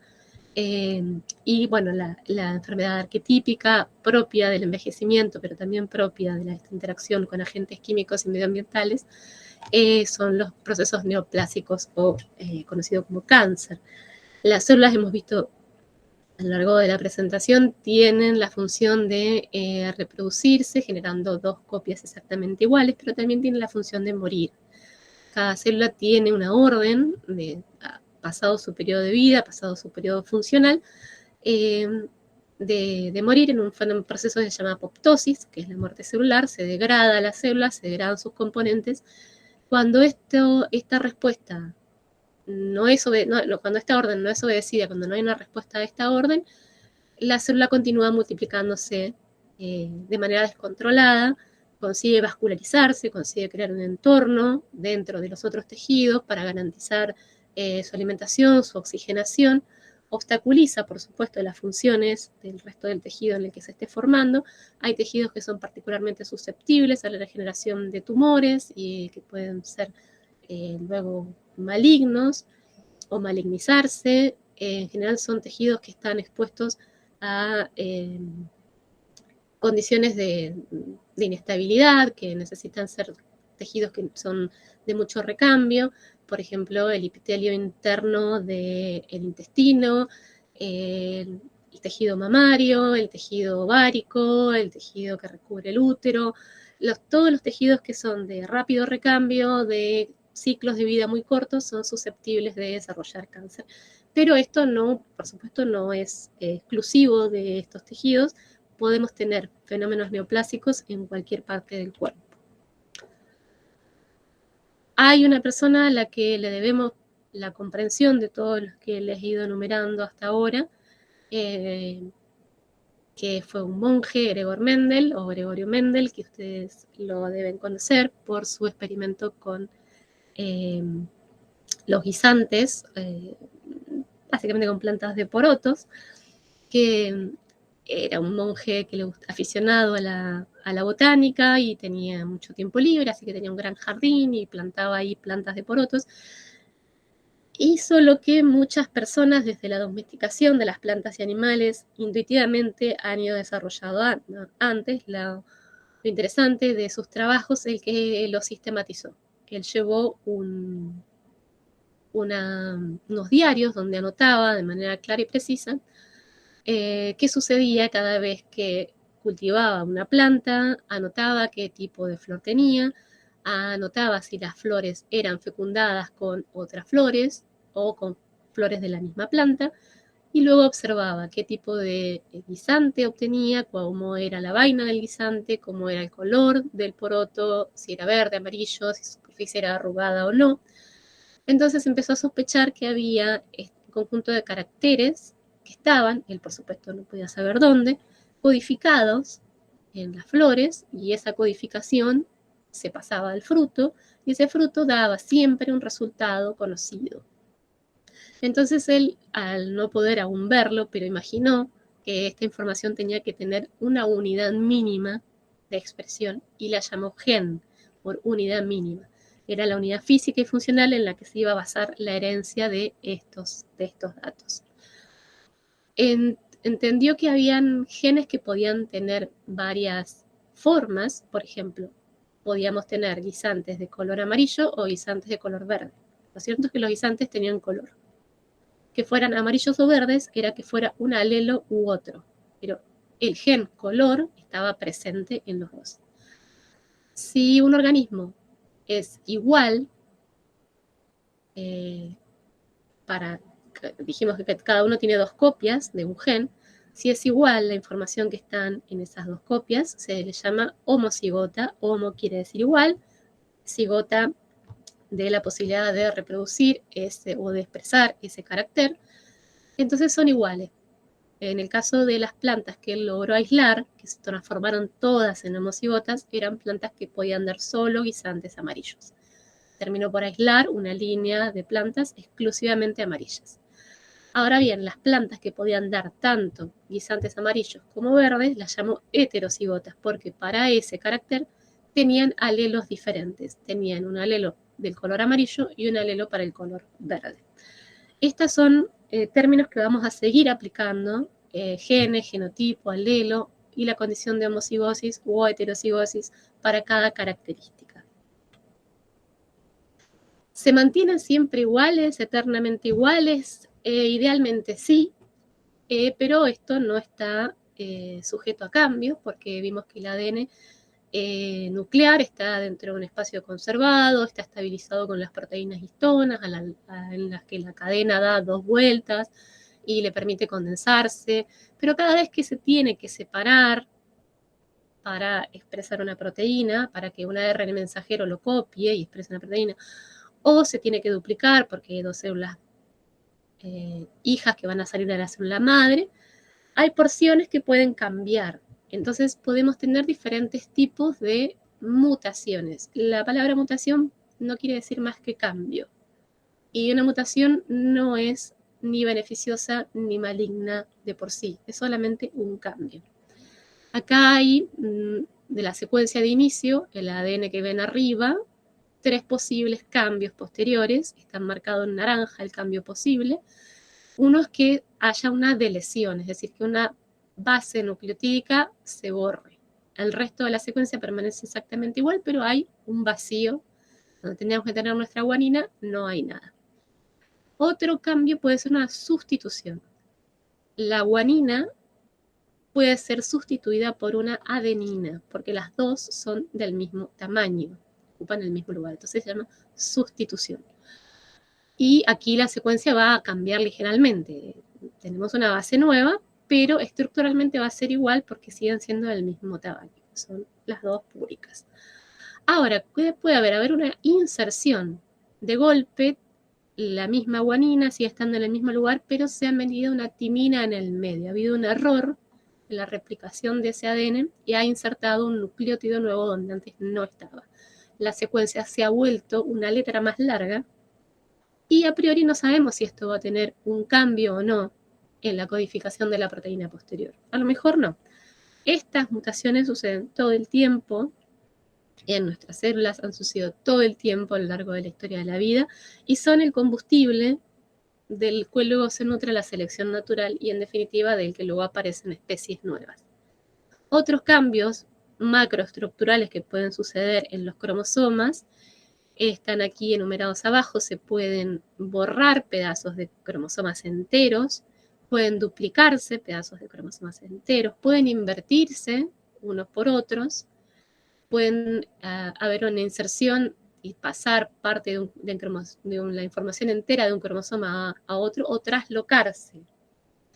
Estos cambios macroestructurales sí tienen efectos que pueden ser más graves, puede ser la inviabilidad del cigoto y la inviabilidad del embrión, o pueden tener cambios notablemente interesantes a nivel biológico para analizar, porque si vemos los genomas comparados de organismos que están evolutivamente próximos, por ejemplo los primates, podemos ver que en ocasiones algunos pares cromosómicos, lo único que nos separa de nuestros primos más cercanos, que son los chimpancés, es una translocación en un par de cromosomas.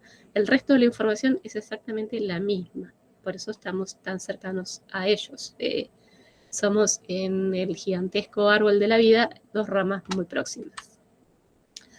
Y hasta ahora hemos venido hablando de organismos, especies, y a veces no es tan sencillo entender de qué forma estos 2 niveles entre una población y un individuo se relacionan o se comunican. Tenemos que pensar que para la biología o para la vida como fenómeno en sí, el individuo no importa. Lo que importa son las poblaciones. Las poblaciones tienen que crecer, tienen que establecer una pirámide demográfica, tienen que tener los individuos a determinado momento descendencia, esa descendencia crecerá y reemplazará a sus líneas parentales, y así de manera infinita. El único sentido de la vida en este planeta es generar más vida sobre el planeta. En el caso de los humanos, podemos considerarnos un ejemplo de relativo éxito porque somos la única especie dentro de nuestro único género. El Homo sapiens sapiens es en la actualidad el único representante de su género y su especie. Hace no pocos años hubo otros representantes, ahora extintos, Homo neanderthalensis, Homo floresiensis. El árbol de diversidad de nuestro género ha sabido ser un poco más extenso, pero han habido siempre eventos climáticos, ambientales, de restricción de recursos, de confrontación y competencia por esos recursos, que hace que las poblaciones se empequeñezcan, se reduzcan y al punto que no se haya posible reproducirse y desaparezcan. Esto aplicado a los humanos y esto aplicado a muchas otras especies que conviven con nosotros, pero de cuya desaparición y extinción hemos sido responsables de modo más directo, y de eso hay ejemplos de sobra, hay un gran esfuerzo puesto desde la biología en prevenir, en alertar, en promover que los gobiernos tomen medidas en contra de esto. Existe el libro rojo de las especies, donde clasifica el peligro en que están, cuántos pocos ejemplares van quedando, porque no se trata solo de que una población se reduzca, sino de que en esa reducción hay una enorme pérdida de variabilidad y ahí estamos perdiendo nuestras chances a futuro, porque esa población será más vulnerable ante cambios en el ambiente, porque tendrá menos material genético con el que responder a esas nuevas exigencias. En el caso de los humanos, que dijimos que podemos ser un ejemplo de éxito relativo, porque en la actualidad somos más de 8.000 millones de personas sobre un mismo planeta y hemos ocupado absolutamente todos los hábitats posibles, vivimos en todos los continentes, hemos llegado a todas las latitudes, y en este proceso no ha sido casualidad, sino que es parte de nuestra condición de mamíferos, de movernos siempre en comunidad, y dentro de los mamíferos de tener una característica de adaptación bastante singular, que es crear nuestro propio medio. El resto de los mamíferos utiliza los recursos que encuentra,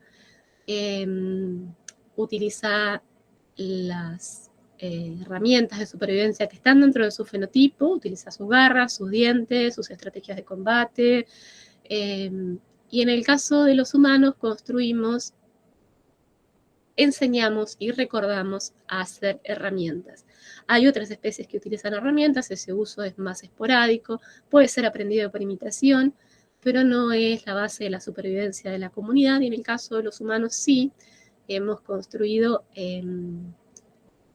por un azar o una casualidad, aquí nunca hay una definición precisa, y siempre es una pregunta más filosófica que biológica, es cuál ha sido el principio de nuestra evolución, pero hemos construido este tipo de adaptación al ambiente. Construimos herramientas y las herramientas transforman el ambiente en el que vivimos, de manera de que nuestra dependencia sobre nuestras capacidades biológicas netas, puras, podemos estar más allá de ellas.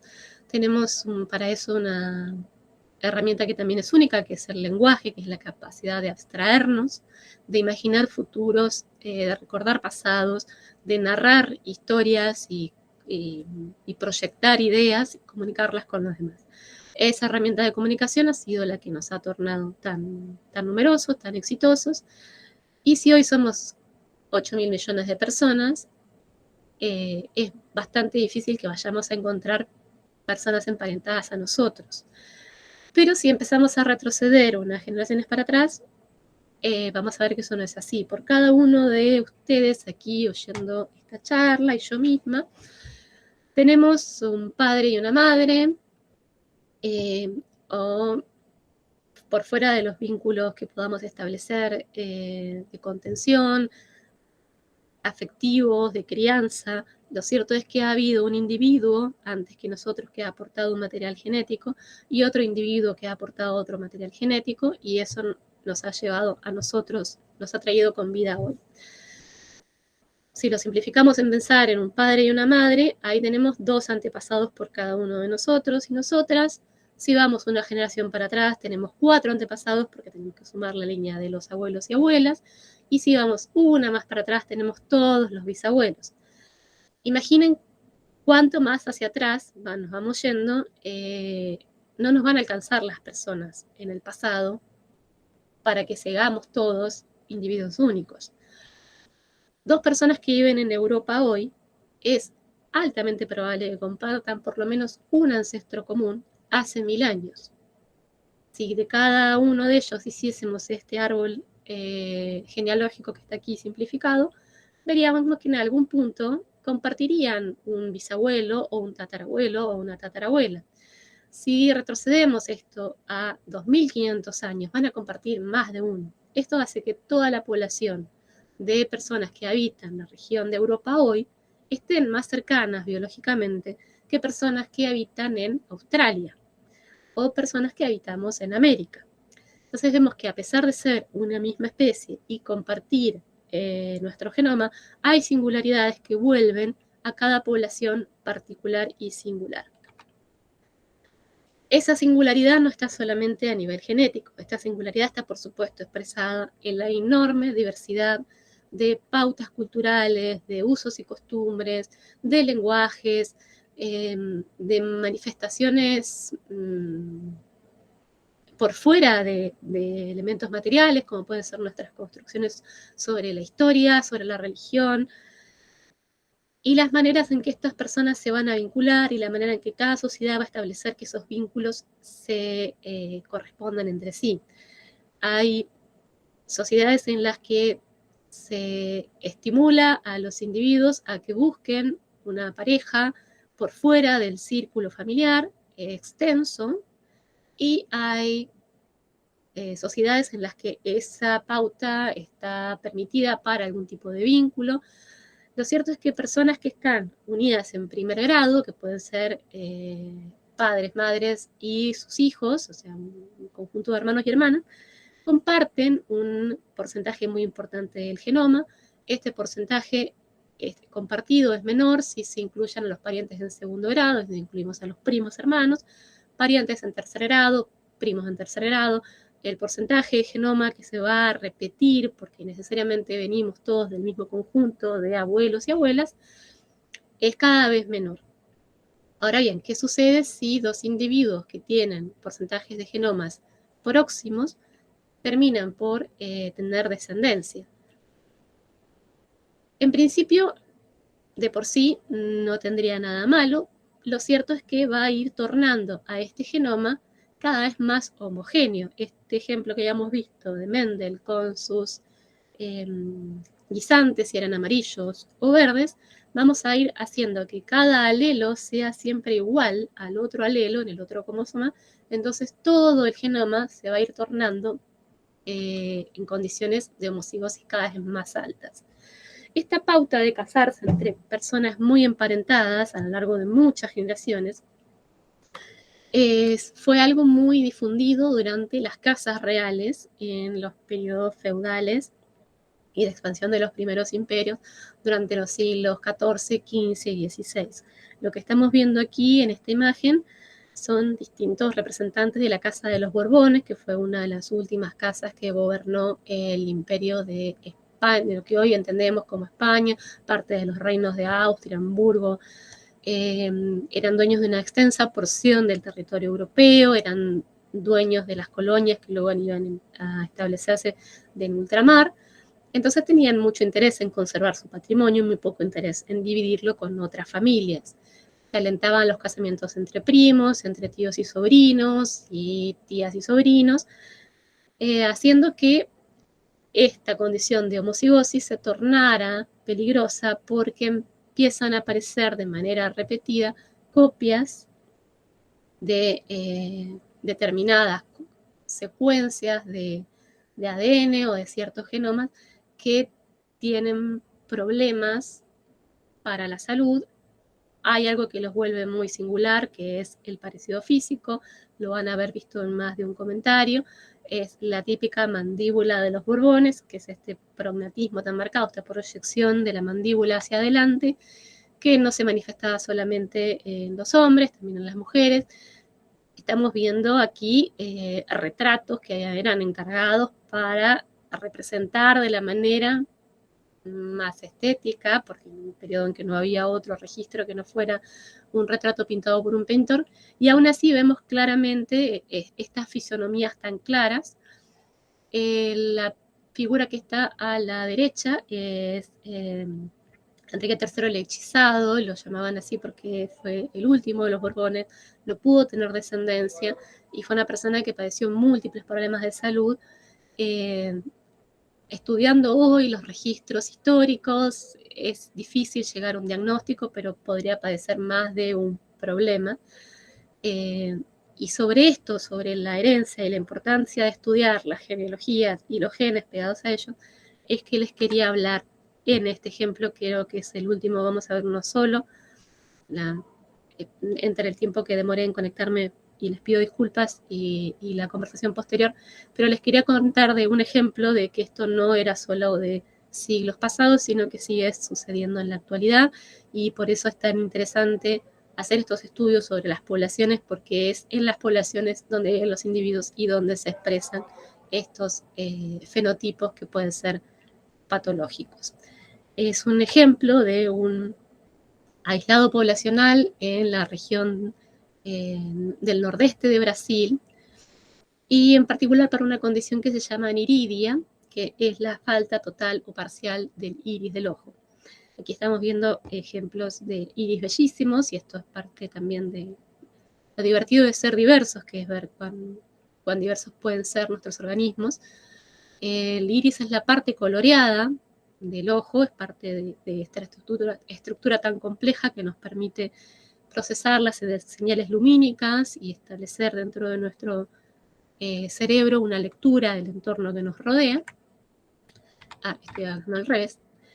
Pero la pregunta es, bueno, ¿de dónde salen los ojos? ¿Y cuántos organismos tienen ojos?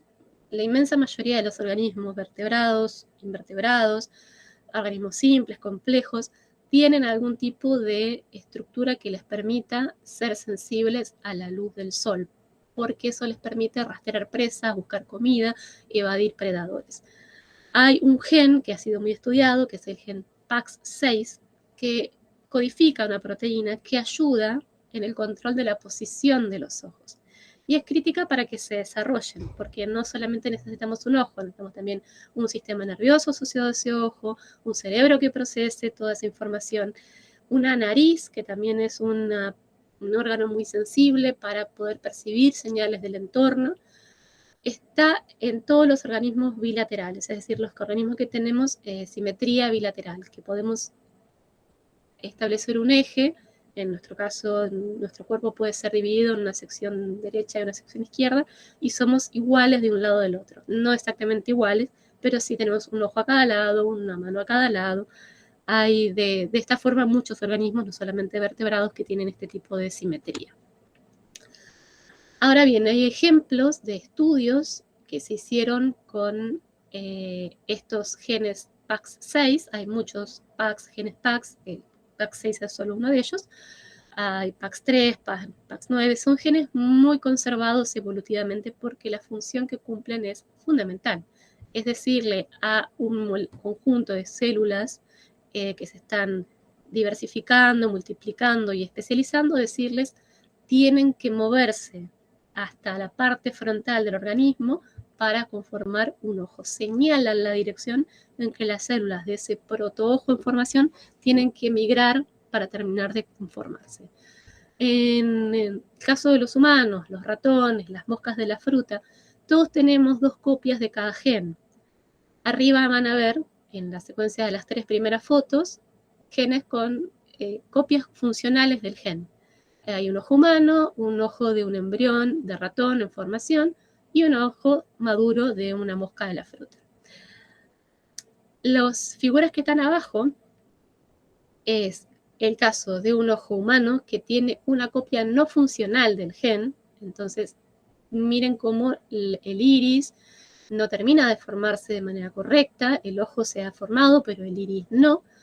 Y abajo, en el ratón y en el embrión de ratón y en la mosca de la fruta, directamente no hay ninguna copia funcional y no hay ni siquiera un ojo. Son dos organismos que nacen ciegos. ¿Cómo llegamos a esta conclusión de que el PAX6 era tan importante? En 2002, Gehring, como cabeza de un equipo de investigación más grande, hizo un ejemplo bastante monstruoso que fue hacer expresar la proteína codificada por el gen PAX6 en diferentes partes de embriones de la mosca de la fruta. Con lo que tenemos una mosca madura que tiene sus ojos maduros y funcionales, pero tiene protoojos en cualquier lado. Tiene protoojos en los extremos de las antenas, tiene múltiples protoojos en la parte frontal del rostro de la mosca.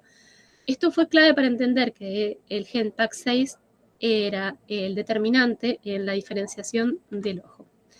En el caso de los seres humanos, es un gen que está presente en el par 11 de cromosomas, que es en el brazo corto, en el brazo P, del cromosoma número 11. En la anatomía completa del ojo, además que es un organismo súper complejo, que tenemos varias cámaras, la cámara frontal, en la que se va a ubicar la córnea, que va a separar la cámara anterior de nuestro iris, que es este órgano que puede contraerse y dilatarse para controlar la cantidad de luz que pasa para la cámara interior, y generalmente es coloreado porque permite también controlar la cantidad de radiación que recibimos. Las personas que tienen los ojos con pigmentos más oscuros, con mayor concentración de melanina, son menos sensibles a la radiación UV. Las personas que tienen menos concentración de melanina son más sensibles, por supuesto, y no existen los ojos azules, porque nada en los seres humanos es de color azul. Lo que tenemos en más o menos concentración son dos pigmentos, mayormente melanina, que es un pigmento que varía entre marrón muy claro a marrón muy oscuro, siempre son gamas del marrón, y feofitina en el caso de las personas que tienen el cabello de color rojo, que también tienen expresiones de ese color rosáceo en la piel, en las pecas, pero no hay color azul. Lo que tienen las personas que tienen el iris azul es ausencia de pigmentación en el iris, y lo que estamos viendo es un reflejo de la luz, así como podemos ver sobre las superficies del agua el reflejo del cielo. Es un efecto óptico, pero no es un color en sí, es la ausencia de pigmento melanina. Y este caso de estudio que les voy a mostrar sucede en el estado de Alagoas. Brasil es un país inmenso, ocupa casi el 50% de la superficie de Sudamérica, y está dividido en 23 estados y un distrito federal, y uno de ellos es el estado de Alagoas, lo que está enmarcado en rojo, en la región del nordeste. Si bien es una superficie gigantesca, la mayor densidad demográfica está ubicada en las zonas del litoral, que es donde están la mayor concentración urbana, las mayores explotaciones económicas, hacia las zonas del interior de los estados o hacia las zonas de las selvas amazónicas. Hay una muy baja densidad demográfica, las poblaciones tienden a ser muy pequeñas y tienden a no tener movilidad. Las personas no se mueven, no migran, no reciben nuevas personas porque básicamente las condiciones económicas no permiten pensar en una proyección que sustente poblaciones mayores. Tienden a ser poblados muy pequeños. La aniridia entonces se denomina como una de las tantas anomalías congénitas posibles, es decir, cualquier trastorno estructural o funcional, incluido el metabolismo también, que está presente desde el momento del nacimiento y afecta a un 5% de los nacidos vivos. Puede afectar que los padres tengan determinada edad, si hay una edad óptima para el proceso reproductivo, pasada la edad subóptima pueden existir factores que contribuyan a la presencia de anomalías congénitas.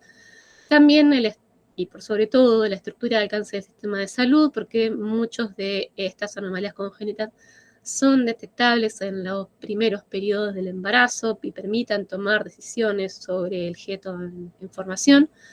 Y otro componente muy importante, y en esto hablábamos de por qué es importante estudiar las poblaciones, su diversidad, porque esa diversidad también se expresa a nivel de los contratos sociales, los convenios sociales, las pautas sociales para establecer, es que los casamientos consanguíneos hacen que se torne el genoma más similar, haya más alelos en homocigosis y puedan existir una presencia más elevada de anomalías congénitas en ese lugar en particular.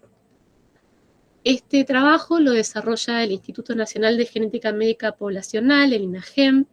Los invito a estudiar su página, tiene muchos ejemplos de este tipo, y comenzaron haciendo una investigación en búsqueda de esto que se llaman aislados genéticos, localidades de baja densidad demográfica, de baja migración, donde las poblaciones no crecen ni disminuyen, sino que se mantienen en una tasa muy similar de reemplazo de generaciones una tras otra, y donde pueden existir estos casos donde aunque no exista un casamiento consanguíneo deseado, como en el caso de los Borbones, aunque no se busque voluntariamente casarse entre primos, tarde o temprano todas las personas terminen por estar emparentadas entre sí, entonces será inevitable que esa endogamia, es decir, esa tendencia a casarse dentro del mismo grupo, acabe por desarrollarse porque las poblaciones son muy pequeñas, numéricamente hablando.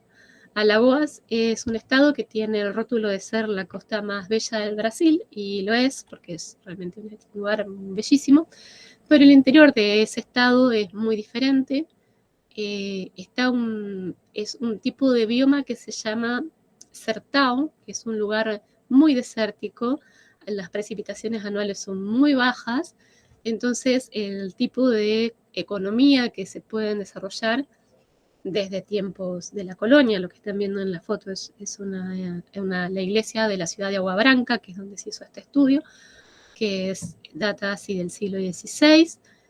Brasil fue una zona colonizada por portugueses, holandeses, tiene una larga historia de colonización y de mestizaje, su población moderna, pero cierto es que Agua Branca es hoy una ciudad muy pequeña, muy baja densidad demográfica. Está situada en este municipio. Lo que está en verde aquí es estamos viendo todo el estado de Alagoas, en verde su capital, sobre la costa del mar, y en rojo el municipio allí hacia el oeste. Creo que me he faltado. Claro, sí, me salté un montón. Perdón. Volvemos a lo que nos interesa aquí. Bien. En Agua Branca surgió la siguiente historia que les voy a narrar. Esto que estamos viendo es una genealogía médica. Los círculos representan mujeres y los cuadrados representan varones. Este círculo blanco es una mujer que se acercó al servicio de genética de la ciudad de capital de Alagoas y consultó por su esposo. Dijo: mi esposo es ciego de nacimiento y yo tengo 2 hijos ciegos también. Y me llama mucho la atención mi cuñada, cuya, si bien mi marido tiene cierta ceguera, una ceguera parcial, mis hijos también tienen una ceguera parcial, pero mi cuñada, que es esta mujer aquí, tiene una ceguera total. Entonces, cuando se empiezan a hacer genealogías médicas, hay un caso que se llama Probando, que es esta mujer, que la vamos a señalar con este triángulo, y los demás casos son sus parientes en distintos grados, y vamos a ir ascendiendo a lo largo de este árbol. Hasta ahora conocemos a esta mujer con ceguera total, este hombre con ceguera parcial, se casó con una mujer que no tenía ningún inconveniente en la vista, y han tenido 2 hijos varones con ceguera parcial también. A medida que avanzamos en el árbol genealógico, otra vez les vuelvo a señalar, con el triángulo estamos marcando el Probando, que es esta mujer con ceguera total. Vemos que estas dos personas han tenido otros hermanos, hermanas mujeres con ceguera, hermanos varones sin ceguera, hermanos varones con ceguera y que fallecieron a edades muy tempranas. Y si ascendemos una generación hacia atrás, su padre tenía ceguera, pero su madre no. Aquí hay una hipótesis entonces bastante fuerte de que todos estos casos de ceguera en mayor o menor compromiso de expresión o incluso en compromiso de la vida, porque estos dos hermanos ciegos fallecieron a edades tempranas, tiene un componente congénito. Hay algo que está en la herencia del genoma que viene por parte del padre de toda esta familia que afecta la expresión de este fenotipo de la aniridia, la ausencia total o parcial de iris en el ojo. Si ampliamos la línea genealógica, encontramos que este hombre ha tenido también otro hermano ciego, fallecido, pero fallecido a edades más tardías, y a su vez el bisabuelo de toda esta familia también era ciego. Y si ascendemos una generación más, todavía vemos que el tatarabuelo de no solo a esta pequeña familia que estamos viendo aquí, nosotros estamos viendo este pedacito del árbol, sino ascendemos 7 generaciones hacia atrás y volvemos a un único pariente. Esto es lo que yo les contaba, a medida que ascendemos por los árboles y volvemos atrás en el tiempo, vamos a encontrar que todas las personas estamos un poco emparentadas entre sí. Todos descienden de un único hombre que fue ciego y que a lo largo de la historia de la vida de esta familia tan extensa hay más de un caso de casamiento consanguíneo, casamiento entre primos en diferente grado, porque la población es muy pequeña. No solo es muy pequeña, sino que además es muy pobre. Agua Branca tiene un índice per cápita más bajo, entre los más bajos de todo el estado y por supuesto entre los más bajos de todo el Brasil. ¿Cómo se expresa la aniridia? Aquí hay fotos de algunos de estos pacientes. La aniridia es la falta total o parcial. Fíjense en la foto F, hay una parte del iris en formación, mientras que en otros casos hay ausencia completa, en otros casos directamente es se colapsan las cámaras de la córnea y la cámara media, entonces hay un compromiso mayor del globo ocular, por eso en la primera familia que han analizado, algunas de las personas tenían una ceguera parcial y otros una ceguera total.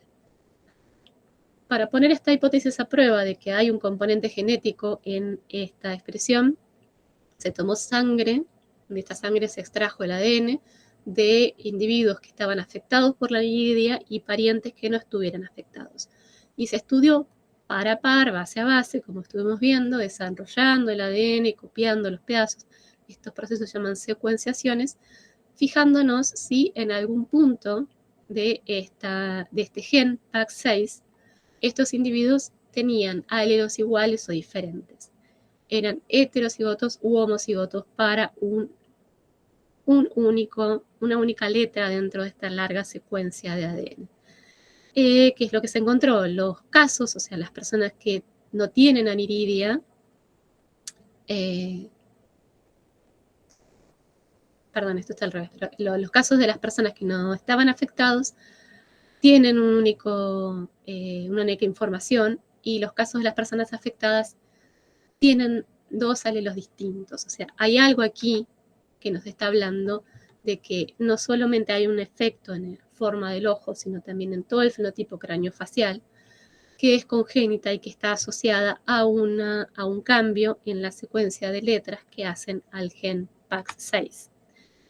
Este tipo de herencia se llama autosómica dominante. Basta que tengas por tu padre, porque es lo que hemos visto hasta ahora, ha sido una herencia a lo largo de solamente uno de los progenitores para que se exprese el fenotipo, en este caso la aniridia. ¿Cuál sería el impacto en los individuos homocigotos para la mutación? ¿Serían viables esos embriones? Bueno, esa es la pregunta que queda por responder. Y porque no tenemos certeza. En los casos de los individuos que habían sido matrimonios consanguíneos, aquí tenemos un matrimonio entre primos, ninguna de estas personas estaba afectada, pero en el caso de esta persona que nació con aniridia, tuvo un hijo con arimidia y que falleció a edades muy tempranas también. Hay varios de estos casos de personas consanguíneas, en este caso hay 2 personas, 2 primos, hermanos, con la afección que han tenido un hijo afectado y otro hijo que no. Lo que desconocemos es sobre esos embriones, si son viables o no, porque no sabemos si esas gestaciones llegaron a término. Ejemplos de estos hay muchísimos. Yo creo que estamos sobre la hora y no sé si nos están quedando alguna pregunta o no. Si no, estamos sobre la hora total. Ya nos están quedando pocos estudiantes también.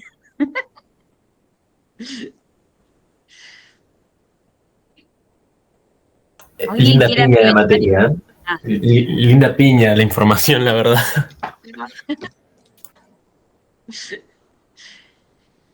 todo siempre es mucho acá. Una consultita. Había leído de un caso que pasaba, creo, no me acuerdo si era un país de ese lado noruego, en el que se tenía que hacer como un examen consanguíneo previo al matrimonio porque se quería evitar estos casos de casamientos entre familias, porque la población era menor a 3.000 personas.